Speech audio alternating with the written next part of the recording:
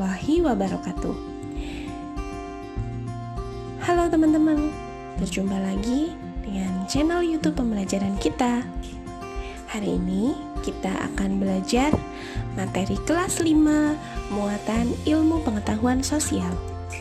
Kita akan belajar pada KD 3.3, yaitu menganalisis peran ekonomi dalam upaya menyejahterakan kehidupan masyarakat di bidang sosial dan budaya untuk memperkuat persatuan dan kesatuan bangsa.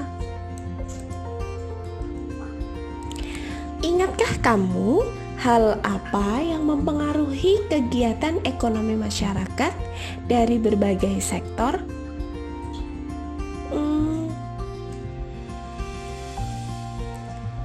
Ya, betul sekali. Jawabannya adalah kondisi geografis. Ingat-ingat lagi teman-teman, bahwa kondisi geografis itu sangat mempengaruhi kegiatan ekonomi masyarakat dari berbagai sektor. Contohnya, orang yang tinggal di daerah pantai, mereka mempunyai kegiatan ekonomi sebagai pedagang, pariwisata, dan sebagainya. Nah, yang akan kita bahas kali ini adalah jenis usaha pada berbagai sektor ekonomi. Yang pertama adalah sektor pertanian, yang kedua sektor perkebunan, perikanan, peternakan, kehutanan, perdagangan, pertambangan, perindustrian, pariwisata, dan jasa. Untuk lebih detailnya, kita bahas satu-satu ya teman-teman. Yang pertama adalah sektor pertanian. Kegiatan ekonomi pertanian adalah bentuk kegiatan di sektor pertanian di Indonesia berupa kegiatan berladang, bertegalan, dan bersawah. Hasil pertaniannya bisa berupa padi, kacang-kacangan, jagung, atau palawija, dan sebagainya. Teman-teman bisa melihat ya, di sini pada sektor pertanian itu bisa berupa berladang, bertegalan, atau bersawah. Selanjutnya, kegiatan usaha pada sektor perkebunan. Perkebunan adalah usaha penanaman tumbuh-tumbuhan yang menghasilkan bahan mentah. Contoh perkebunan tebu sebagai bahan baku gula. Contoh lain ada perkebunan kopi atau biji kopi sebagai bahan baku kopi yang sering kita minum. Itu berasal dari perkebunan teman-teman. Perkebunan dapat dibedakan menjadi perkebunan rakyat dan perkebunan besar. Perkebunan rakyat itu biasanya dikelola oleh masyarakat. Dan apabila perkebunan besar bisa berupa perkebunan yang dikelola oleh pemerintah. Indonesia mempunyai perkebunan nasional teman-teman, yang terdiri dari beberapa sektor perkebunan. Contohnya ada perkebunan gula yang mengelola persediaan gula untuk masyarakat Indonesia dan sebagainya. Selanjutnya yaitu pada sektor perikanan, merupakan usaha pemeliharaan, pembudayaan, dan penangkapan ikan. Dibagi menjadi perikanan laut dan perikanan darat. Maksudnya bukan ikan yang ada di darat ya teman-teman, tetapi yang ada di air. Namun perikanan darat itu dibagi menjadi perikanan pada air tawar dan perikanan pada air payau. Air payau itu maksudnya yang mana airnya itu bukan air tawar, namun juga bukan air laut. Biasanya ada di sekitar laut. Selanjutnya yaitu pada sektor peternakan. Peternakan adalah usaha pemeliharaan dan pembiakan hewan ternak seperti kambing, domba, sapi, dan sebagainya yang dapat bernilai ekonomi, teman-teman.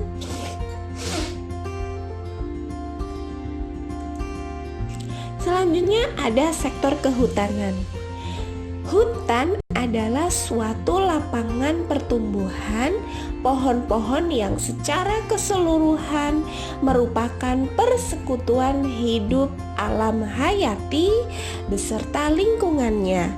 Maksudnya di hutan itu banyak sekali pohon-pohon ya teman-teman, dan hutan merupakan tempat hidup bagi pohon-pohon yang secara keseluruhan merupakan persekutuan hidup alam hayati. Alam hayati itu maksudnya makhluk hidup ya teman-teman, makhluk hidup berupa tumbuhan. Selanjutnya, hasil dari hutan itu bisa berupa kayu jati, pinus, kamper, meranti, dan sebagainya yang dapat dimanfaatkan untuk menunjang kebutuhan ekonomi masyarakat. Selanjutnya adalah ada sektor perdagangan. Di Indonesia terdapat jenis ekonomi dengan usaha ekonomi pada sektor perdagangan yang merupakan hal-hal yang berhubungan dengan kegiatan membeli dan menjual barang untuk memperoleh keuntungan. Kegiatan perdagangan ini sangat luas ya teman-teman, dari berbagai kalangan. Ada yang dilakukan di pasar, perseorangan, bahkan sampai pada supermarket. Semuanya itu merupakan bentuk jenis-jenis usaha di bidang ekonomi pada sektor perdagangan. Selanjutnya yaitu sektor pertambangan teman-teman, adalah usaha mengambil mineral yang bermanfaat di dalam bumi untuk kesejahteraan manusia. Yang pertama ada barang tambang energi berupa migas. Maksudnya barang tambang minyak dan gas bumi ya teman-teman. Yang berikutnya ada barang tambang energi non migas seperti batu bara, nuklir, dan sebagainya. Selanjutnya ada barang tambang mineral logam seperti timah, bauksit, tembaga, nikel, besi, dan sebagainya yang berbentuk logam. Kemudian ada barang tambang batuan seperti intan, batu gamping, kaolin, pasir kuarsa, dan sebagainya. Selanjutnya yaitu pada sektor perindustrian. Di Indonesia, pada sektor perindustrian merupakan usaha pengelolaan bahan mentah menjadi bahan setengah jadi atau barang jadi menggunakan sarana dan peralatan. Ini melibatkan teknologi-teknologi ya teman-teman. Berdasarkan besar modal, peralatan yang digunakan, dan jumlah pekerja, maka sektor perindustrian dibagi menjadi yang pertama industri rumah tangga, yang berikutnya ada industri kecil, dan ada industri sedang. Industri rumah tangga relatif pada ranah yang tidak terlalu luas ya teman-teman, dengan modal peralatan yang digunakan dan jumlah pekerjanya pun sederhana. Ini biasanya ada berasal dari usaha-usaha rumah tangga. Yang berikutnya ada industri kecil. Nah, dari segi modal, peralatan yang digunakan dan jumlah pekerjanya relatif menengah teman-teman, tapi belum termasuk besar. Kemudian ada industri sedang. Ini juga merupakan perindustrian yang sudah lebih besar daripada industri rumah tangga dan industri kecil. Selanjutnya ada industri besar. Nah, kalau industri besar ini sudah masuk ke dilihat dari modal peralatan yang digunakan dan jumlah bekerjanya sudah relatif besar, teman-teman. Contohnya ada pabrik-pabrik yang ada di kota, itu sudah termasuk industri besar. Selanjutnya adalah pada sektor pariwisata. Segala sesuatu yang berhubungan dengan wisata, teman-teman. Kalau pada sektor pariwisata ini ada wisata alam dan wisata buatan. Nah, itu bisa dilihat ya teman-teman. Di situ ada gambar beberapa tempat wisata yang biasanya dikunjungi oleh banyak orang. Nah, di situ ada wisata yang ada di darat, ada juga wisata laut, teman-teman. Nah, apa sih manfaat dari sektor pariwisata? Yang pertama adalah menambah pemasukan devisa negara. Yang berikutnya membuka lapangan kerja. Nah, kenapa sih bisa membuka lapangan kerja? Tentu saja karena di mana ada tempat wisata di suatu daerah, maka di situ akan membutuhkan banyak lapangan pekerjaan, teman-teman. Kemudian ada semakin terpelihara dan dikenalnya budaya Indonesia. Dan yang keempat ada melestarikan keseimbangan lingkungan. Nah, berikutnya adalah pada sektor jasa. Jasa adalah suatu perbuatan, keinginan, atau usaha yang dilakukan dengan baik sehingga berguna bagi orang lain. Contohnya ada transportasi, kesehatan, pendidikan, perawatan, pengiriman barang, penitipan barang. Ada juga jenis jasa yang berupa keamanan. Itu semua adalah jasa ya teman-teman. Contohnya ada kendaraan umum, itu merupakan jasa di bidang transportasi. Kemudian dokter, perawat, ahli medis, semuanya merupakan jasa di bidang kesehatan. Guru adalah jasa di bidang pendidikan.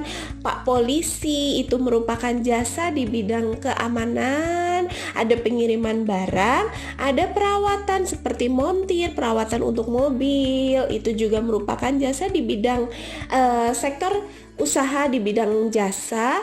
Kemudian ada penitipan barang, itu juga merupakan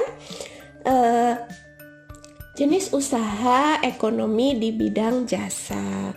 Nah, teman-teman, itu merupakan pembelajaran tentang jenis usaha ekonomi yang ada di Indonesia. Sekian dulu pembelajaran kali ini. Terima kasih atas perhatiannya. Wassalamualaikum warahmatullahi wabarakatuh.